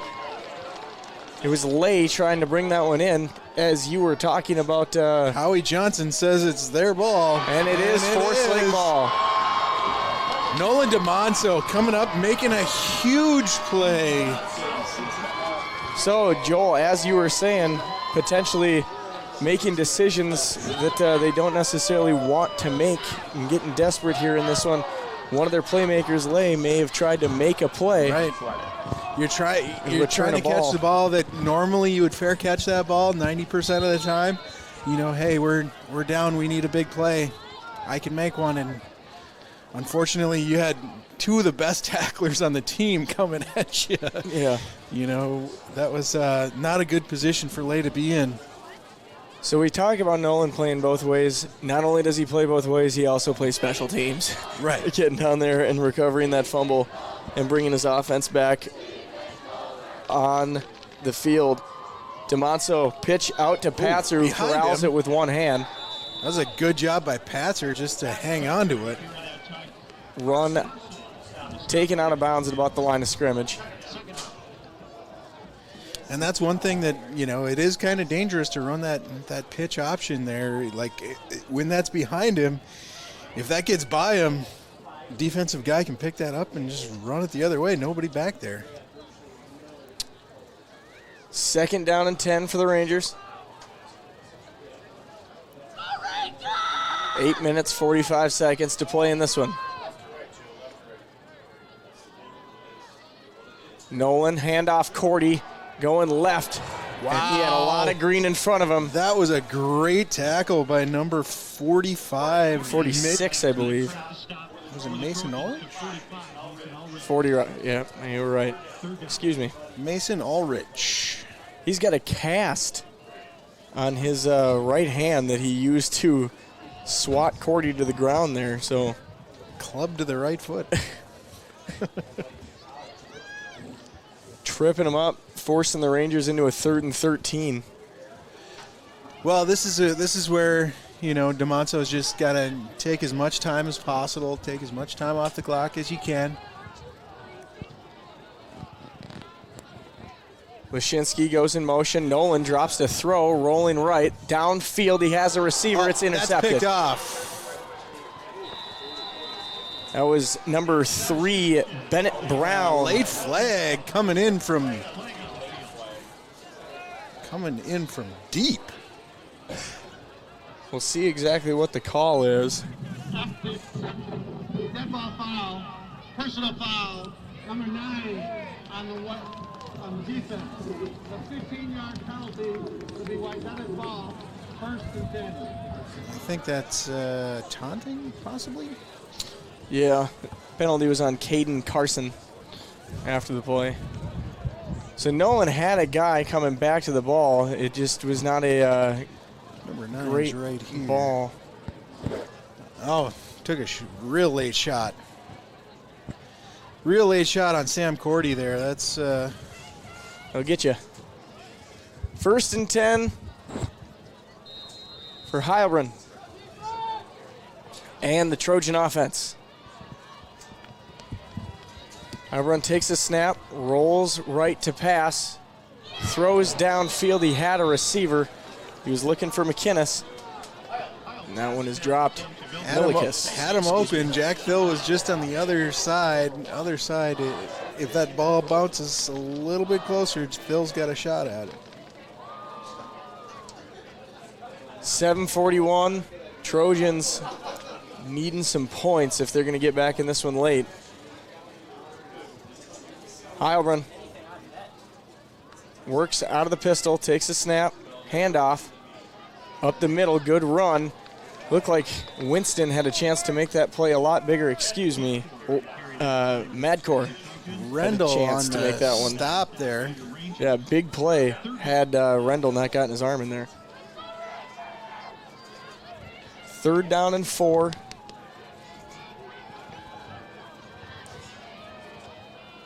Heilbrunn needing a conversion. Takes the snap. Hand off to Madcore. It's going to be a first down. Howie Johnson on the stop. Clock running. And Trojans got to go hurry up offense here. And this is just fading into the Forest Lake game plan here. Just allow the short stuff, allow these short runs, just nothing big, nothing deep. Heilbrunn throws downfield. High over the head of his intended receiver, Andrew Stokes. Walters on the coverage.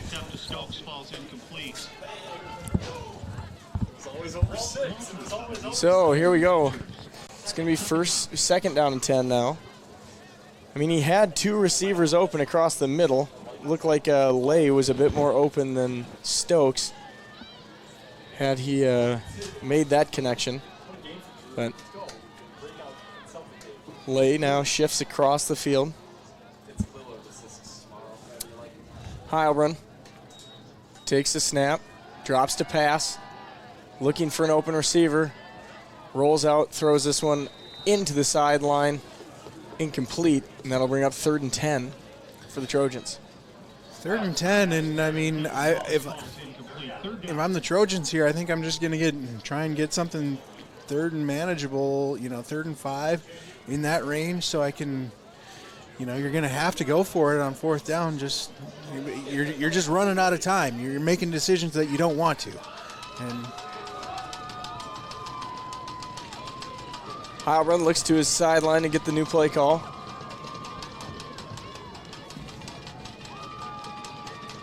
Three receivers to his left. Takes the snap, rolls left to throw. Loads up, throws downfield. Looking for Milikus. Incomplete.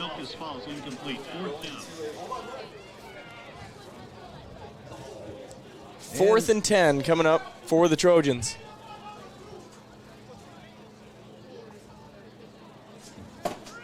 Getting a lot of background noise there. Then up on top of the booth again. Yelling a little bit. Not agreeing with some calls out there. Is that to our right or our left? I believe it's to our right. You would be correct. Okay.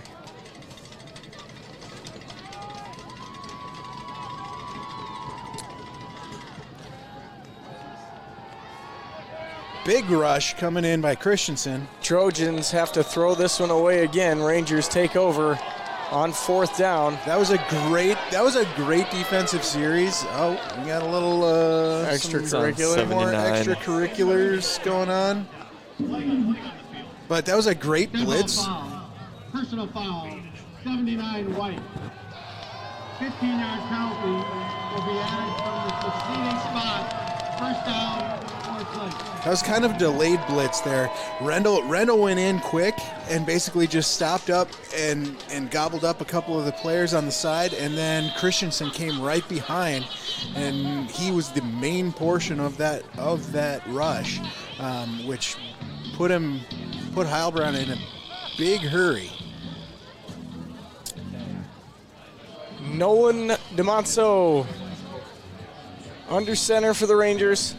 1st and 10, ball on the 26-yard line. Now if you're the Rangers here, you pretty much want to do everything safe. Just we'll get another flag called on Wayzata. Defense, number 91, 5-yard penalty.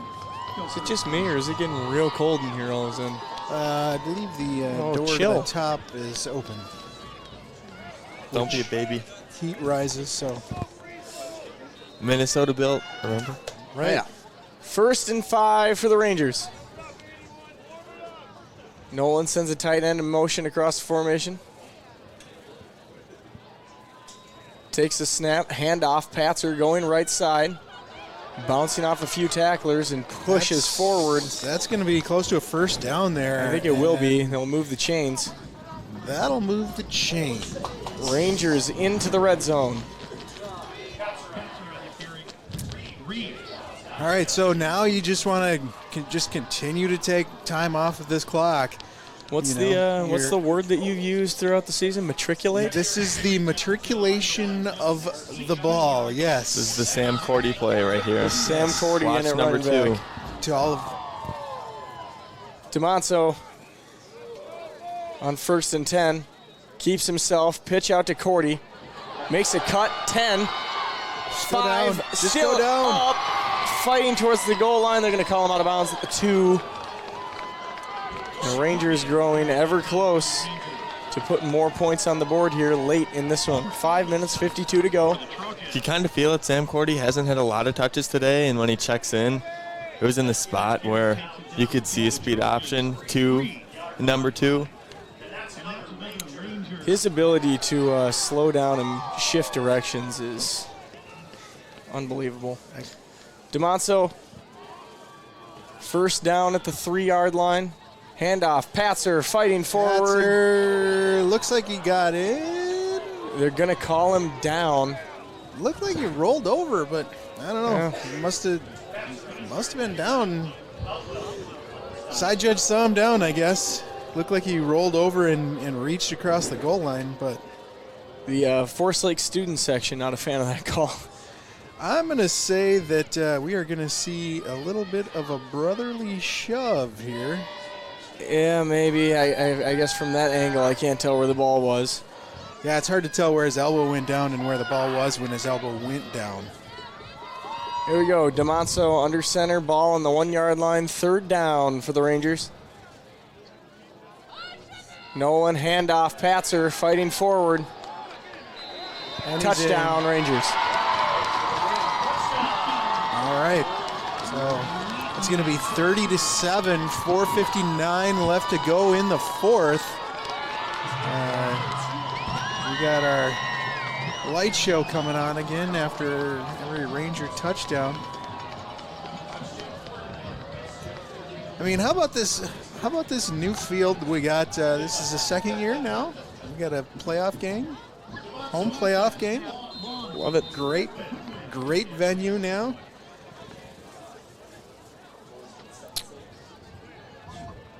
Goodwin on to attempt the extra point. That one's up and good. 31-7 your score with 5 minutes left to play here in the 4th quarter. And that was just a great job by the Forest Lake offensive line there. Really no passes even thought about. Just line up, go and smash the guy right in front of you and hope to get some yards. And Sam Cordy came in, had a big play in that drive. DeMonso coming in for Garrow and not missing a step. Pushes. All right. Caleb distracted by the wild game up here in the booth, getting a little sidetracked at the end of this one. Goodwin on boot it. Solid kick. That one goes through the end zone. Touchback. Ball will come out to the 20, and that's where the Trojans will set up for what's going to need to be a quick score here. And, you know, if the Trojans are going to be able to do anything, they're going to need to come out and assert themselves. And I think Howie Johnson and Mark Gruba have something to say about that. They've been contained a little bit, but both offensive lines have kind of done their job really well tonight. It looks like the Trojans are calling this one a night with Heilbronn as Oscar Shope checks in at quarterback. We got new receivers out on the field. Andrew Stokes coming out to be the number 1. Tristan Flowski in at the slot. And I can't see the number from here on the other side of the field. 2nd and 10. Shope pulls, looks to pass downfield. Pulls it down and is going to run down the right sideline. And he takes quite the shot from Rendell. Nevertheless, first down for the Trojans. be a first down, but He paid the price Rangers for will it. take that as a win. You know, you're about a minute off the clock and 10 yards from where you started. Shope, hands, Madcore, gain of 2.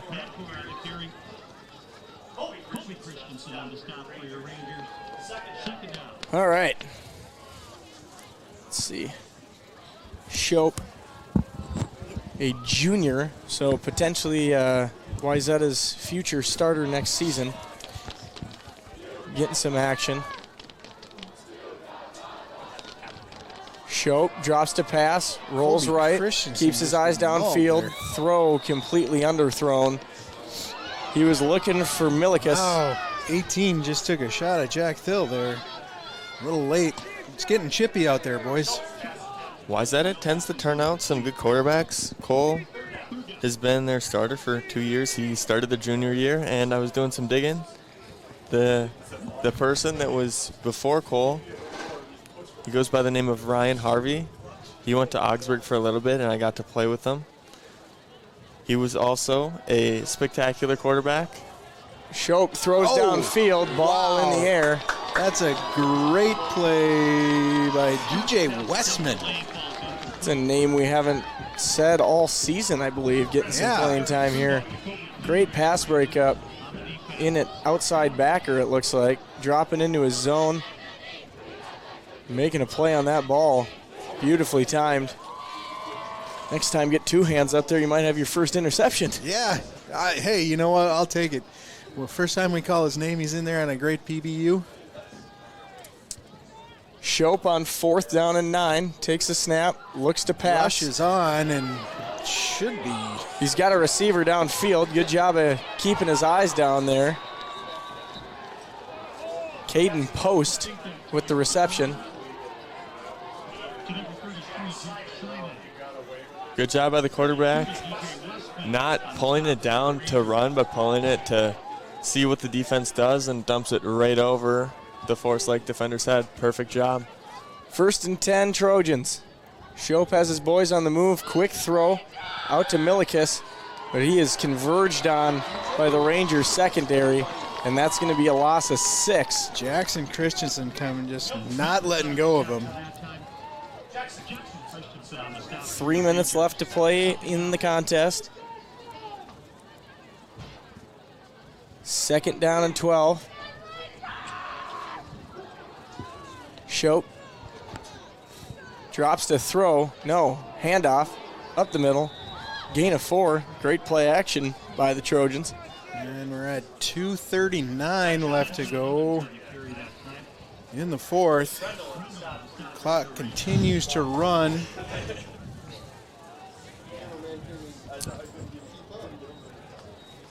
Third down and 8. Ball on the 48. Shope with 3 receivers to his left and a running back offset to his left. A roll right, look downfield, throw batted away by Thill. Again, looking for Milikus. Another interception opportunity for the Rangers secondary, but nevertheless a good play to break the pass up.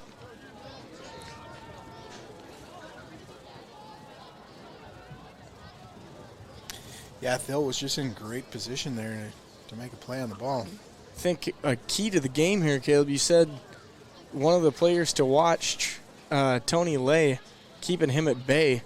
And the Ranger defense has definitely done that this A lot of credit on that goes to Jack Thill. Jack Thill's been in man coverage on Lay a lot of the game, guarding that RPO, slants, outs, quick hitter, stuff like that. We've seen Lay get a couple catches, but not game-breaking. And really not just Lay, but they have 3 good receivers that are all playmakers. And we saw, who was it? Milikus. We saw him get the big play, but other than that, this Ranger defense has been really stout against both the run and the pass. And a lot of the passes, like Kilburn's went out and the receivers just have not helped him out. They've been blocking downfield when he's looking for receivers. So a lot of that doesn't fall on the quarterback, but sometimes like you just need to practice getting out of the pocket and adjusting routes. either coming back to the ball or going out. And just the passing game has been underwhelming tonight from Wayzata, which is unfortunate because they are a decent passing team, but Forest Lake caught them at the right time. Well, one thing I can say that Forest Lake has done is a lot of these guys we have not seen play these positions in the regular season. Brayson Johnson is out there at safety and hasn't been playing that position at all. Colby Christensen and Jack Christensen just miss him, comes back, and Colby Christensen gets the sack finally. 3 Rangers had a shot at him, and Jackson Christensen finally gets him. Sorry, got the 2 Christensens mixed up there. But what I was saying earlier, Hunter Hanegraaff had 2 big tackles for loss, 1 sack in this game. A name that we haven't been talking about a lot, but the fact that Howie Johnson and Mark Gruba have been double teamed a lot has let other players step up in this game defensively. And Hunter Hanegraaff and Brayson Johnson, Jack Thill, and Jackson Christensen and Colby Christensen all have stepped up huge on defense today. Bo Anderson and Bashinsky in the backfield. Bo Anderson checking in at running back. Bashinsky taking Patzer out here with 1:48 left to play. And the Rangers look like they are on their way to the second round of the playoffs. It's gonna. You guys continue to go. I'm gonna look something up here quick. All right, so looks like we're going to take the heavy package. Looks like we need about 2 more snaps.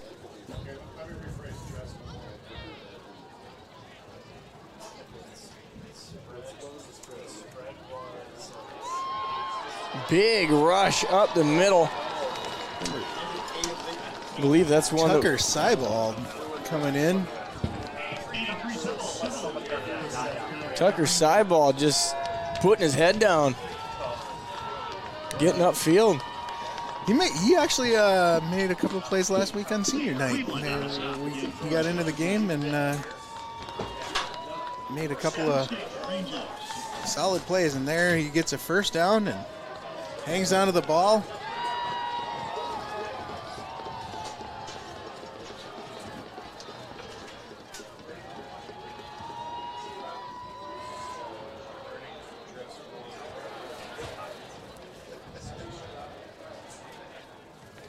Oh, this one through the hands of Bo Anderson. Bo will get down on it.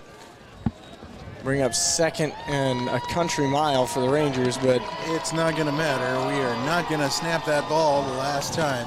We got 16 seconds left. That will be it. So that will be your score, 31-7. Forest Lake Rangers over the Wayzata Trojans. Hard fought game right away. Like this game all came down to the first half. Forest Lake came out. They had 3 solid scores, and then picked up a quick field goal just going into half. And then basically it was just all defense, and just a field position battle for the whole second half. So as it sits right now, Wayzata will be going home, getting knocked out of the tournament, and Forest Lake will be on to Lakeville North next week. Lakeville North, a 2 seed, Forest Lake a 3 seed, will most likely be away at Lakeville North next week.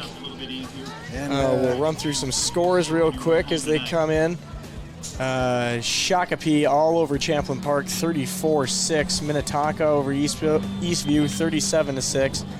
Maple Grove over Park Cottage Grove, 36-7. Stillwater over Hopkins, 56-6. Lakeville North, 28-6 over Coon Rapids.